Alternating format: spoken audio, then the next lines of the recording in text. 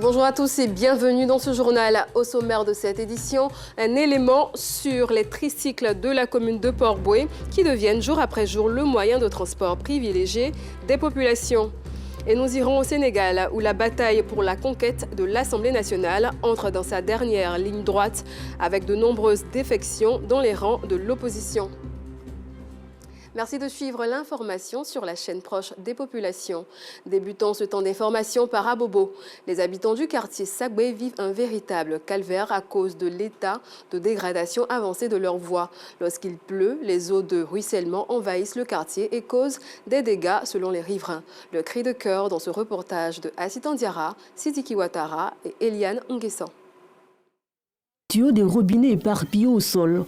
Les fils d'électricité entassés comme des toiles d'araignée et des eaux usées déversées ça et là. Nous sommes dans la commune d'Abobo au quartier Sagbé. Depuis plus de 10 ans, les populations de ces quartiers vivent un véritable calvaire à cause du mauvais état de la voirie. Accéder à ce secteur est un parcours du combattant. Les automobilistes refusent catégoriquement d'emprunter ce chemin.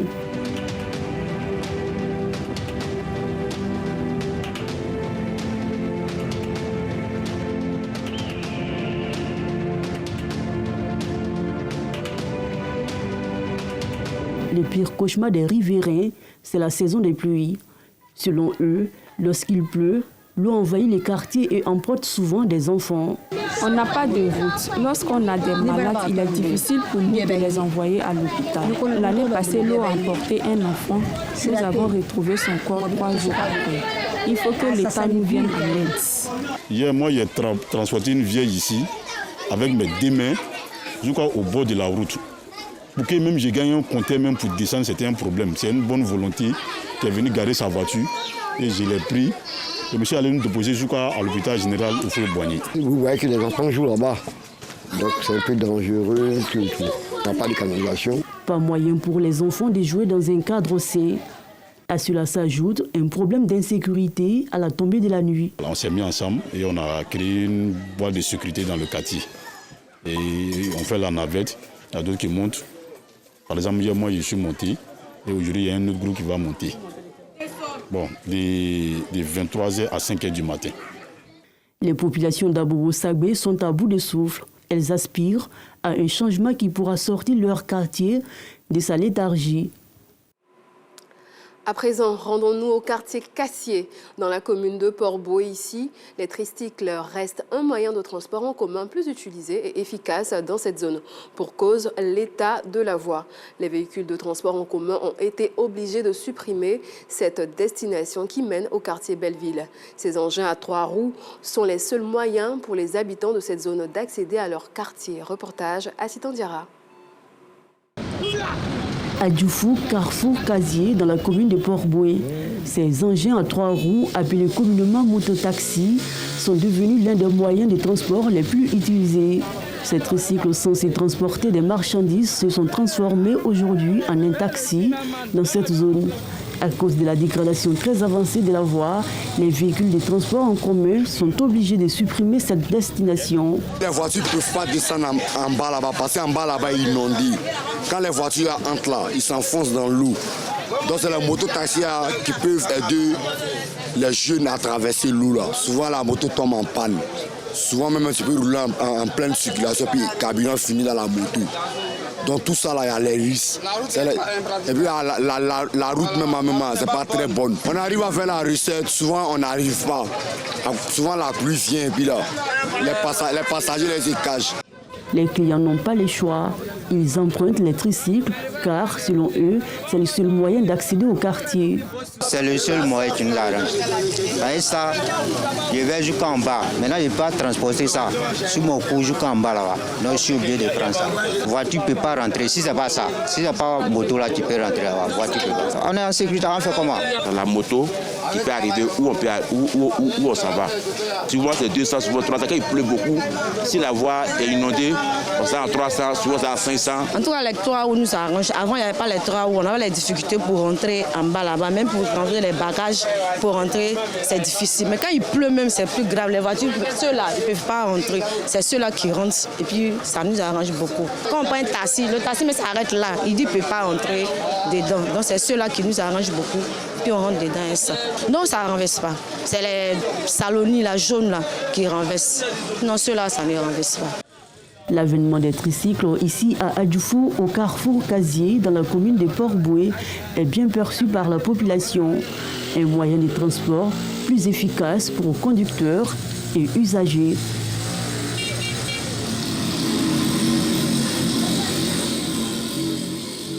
Parlons santé. Plusieurs personnalités nationales et partenaires au développement sanitaire en Côte d'Ivoire ont été distingués par la Confédération nationale des établissements sanitaires à base communautaire. Le conseil d'administration de la CNA-ESCOM a rendu un hommage aux lauréats à travers un dîner gala ce vendredi 8 novembre en présence de plusieurs invités, représentants gouvernementaux ainsi que de nombreux partenaires. Reportage commenté par Clément Boko. Pour avoir contribué à l'émergence des établissements sanitaires à base communautaire ESCOM dans plusieurs communes d'Abidjan, ces 21 lauréats ont été récompensés par le conseil d'administration de la CNA-ESCOM, Confédération nationale des établissements sanitaires à base communautaire de Côte d'Ivoire. Ce prix est dénommé Pascal Horis et compagnons. C'est grâce à leur vision que ces instituts qui sont à 5 km dans tous les quartiers qui ont sauvé la population pendant les mois difficiles. Il était nécessaire de leur dire merci. Mais dire merci au président de la République. Vous connaissez un institut comme Ouaskara, il a construit un bloc opératoire pour élever les niveaux, pour que nous prenions en compte les femmes. C'est pour ça qu'il était important de les célébrer, rendre hommage au président de la République. Chaque année, nous allons distinguer 8 personnes qui l'ont marqué par leur dévouement pour la santé de la population. Les récipiendaires, par la voix de leur porte-parole, ont salué cette reconnaissance de leur mérite. Leur vœu est de voir le plateau de soins des ESCOM s'améliorer grâce à l'appui de l'État et des partenaires de la santé publique. Les dirigeants communautaires ont pérennisé une invention qui s'appelait formation sanitaire urbaine à base communautaire. Cette invention n'a existé nulle part ailleurs. Le modèle PSA est un modèle propre à la Côte d'Ivoire et c'est un modèle qui a prouvé sa capacité à durer, à exister et à améliorer l'accessibilité aux soins de santé. Cette cérémonie est un témoignage, la preuve de leur résilience. Ce dîner gala de reconnaissance a été une belle tribune pour les autorités du Sénat et du ministère de la Santé, de l'hygiène publique et de la couverture maladie universelle d'encourager les efforts consentis pour le bien-être sanitaire des populations. Ils se sont engagés à accompagner ce projet Santé Abidjan qui a démarré depuis 1991 dans le Grand Abidjan. Depuis donc 30 années maintenant, les ESCOM constituent des unités de premier contact qui, collaborant avec les établissements hospitaliers ordinaires, contribuent à l'amélioration de l'espérance de vie de nos populations. Je voudrais vous adresser les chaleureuses félicitations demandant la présidente du Sénat pour l'heureuse initiative de ce prix baptisé Prix Pascal Ortiz. Ce sacerdoce est à saluer, à promouvoir et à pérenniser partout en Côte d'Ivoire. Déjà 40 établissements sanitaires à base communautaire ouverts dans les communes d'Abidjan offrent des soins de qualité à moindre coût aux populations. La Confédération nationale des établissements sanitaires à base communautaire de Côte d'Ivoire veut étendre ce projet dans les villes de l'intérieur du pays avec l'appui de l'État ivoirien. Ouvrons maintenant une page consacrée à la foi et à la spiritualité. Le pasteur Justin Kabassalé a procédé à la dédicace officielle de son livre intitulé « Le genre de cœur que Dieu recherche ». Un événement couplé avec la célébration des 2 ans d'existence de son église, centre de transformation des familles. C'était ce dimanche 10 novembre 2024 dans la commune de Cocody. Reportage commenté par Ami Koulibaly. N'oubliez pas, Dieu nous a créés à son image, mais aussi à sa ressemblance. Le pasteur Justin Kabassalé a un idéal, celui d'éduquer l'âme et l'esprit à travers une recette spirituelle dévoilée dans son nouveau livre intitulé « le genre de cœur que Dieu cherche. Il a procédé à la dédicace officielle de cette pépite qui va transformer des vies. Ce rendez-vous couplé avec la célébration des 2 ans de l'Église Centre de transformation des familles qu'il dirige, une occasion pour lui, guidé par le Saint-Esprit, de donner des conseils pour demeurer une personne accomplie. Il est une chose de savoir que je dois être au service de Dieu, mais il est une autre chose que de faire exactement ce qu'on doit faire selon la volonté de Dieu. Il y a beaucoup de cœurs qui sont remplis de bonnes intentions, mais il y a une ressemblance qui est importante. La Bible dit que Dieu nous a créés à son image et à sa ressemblance. Et lui ressembler est très important. C'est l'image, on la retrouve avec l'esprit, mais la ressemblance, c'est le caractère. Édifiés, les fidèles ne cachent pas leur satisfaction. Dieu est plus intéressé par la transformation de notre cœur plutôt que la transformation qui est apparente, qui est visible à l'extérieur. Donc il veut qu'on travaille notre nous intérieur, nous-mêmes, notre cœur, qu'on soit à son image, qu'on lui ressemble davantage. On peut exercer des dons spirituels, on peut manifester des dons spirituels, mais ce n'est pas ça le plus important. Le plus important, c'est avoir le cœur de Dieu et être comme Christ. En plus de ce livre, pasteur Justin Kabasele a déjà publié 2 autres œuvres, En quête du bonheur et Les pensées renouvelées. Pour la circonstance, plusieurs fidèles ont été distingués pour leurs efforts à combattre les tentations démoniaques. Le genre de cœur que Dieu cherche, le titre du nouveau livre du pasteur Justin Kabasele. L'association interreligieuse pour la paix et le développement a organisé une séance de prière à Grand-Bassam pour la stabilité et pour les élections apaisées en 2025. À cette occasion, Cheikh Moussa Dramé, président de l'entité associative, a dressé le bilan de ses actions de sensibilisation quant à l'enrôlement des nouveaux majeurs sur la liste électorale et a exhorté la communauté nationale à privilégier le vivre ensemble. Georgette Idofofana. La paix, ce n'est pas un vain mot, c'est un comportement.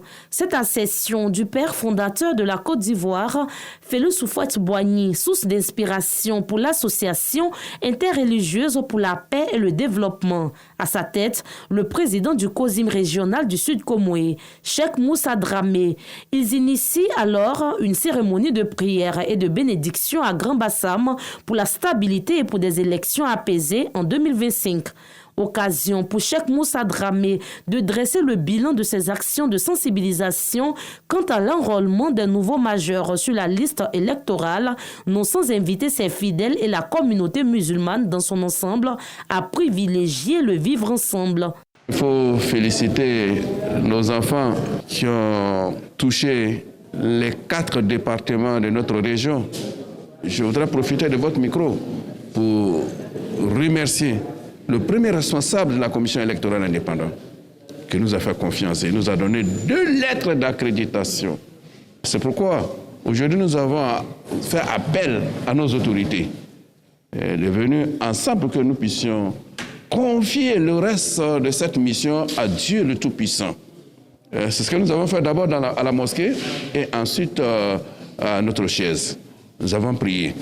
Nous avons demandé à Allah, le Tout-Puissant, le Dieu d'Abraham, de Moïse et de Jésus de Nazareth et du prophète Mahomet, qu'il met sa main bénie sur notre beau pays qui est la Côte d'Ivoire. À cette cérémonie, les représentants du préfet, du conseil régional et de l'ambassadeur des États-Unis en Côte d'Ivoire ont encouragé l'initiative. C'est de remercier l'imam Dramé et tous ces jeunes qui ont parcouru toute la région du Sud Comoé et continuer à encourager cette initiative, continuer la sensibilisation. Nous invitons toute la population, les jeunes, les femmes, les vieux, les enfants, les primo-votants à se faire enrôler.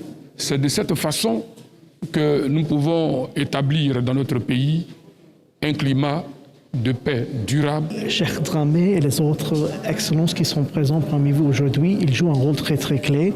Et les États-Unis et notre ambassade ici en Côte d'Ivoire, on va accompagner le peuple de Côte d'Ivoire pendant ce processus. Pour éviter les foyers de tension pendant l'échéance de la présidentielle d'octobre 2025, l'homme de Dieu a invité guides religieux, fidèles et populations à multiplier des actions de sensibilisation sur toute l'étendue du territoire pour un climat apaisé. Comme annoncé dans les titres, au Sénégal, la campagne pour les élections législatives approche de son terme. Elle est marquée par des stratégies contrastées. L'opposition privilégie un travail de proximité en porte-à-porte, tandis que le camp au pouvoir mise sur des rassemblements d'envergure. Le 17 novembre, les Sénégalais seront appelés à élire leurs 165 représentants à l'Assemblée nationale avec une question clé en suspense, le niveau de participation. Toujours hors de nos frontières en Haïti, le nouveau Premier ministre Alix Didier Fils-Aimé a prêté serment hier lundi. Il succède à Gary Conil, démis de ses fonctions par le Conseil présidentiel. Le nouveau Premier ministre s'est engagé à travailler sans relâche à la cohésion politique et au rétablissement de la sécurité en Haïti lors de son discours d'investiture. Fin de cette édition. Merci de l'avoir suivi et bonne suite de programme sur RTI2.